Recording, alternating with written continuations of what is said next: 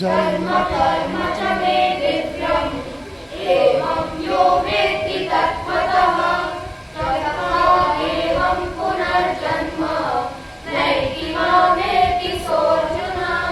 वीतरागभयक्रोधाः मन्मया मामुपाश्रिताः बहवो ज्ञानतपसा पूता मद्भावमागताः ये यथा मां प्रपद्यन्ते तांस्तथैव भजाम्यहम्।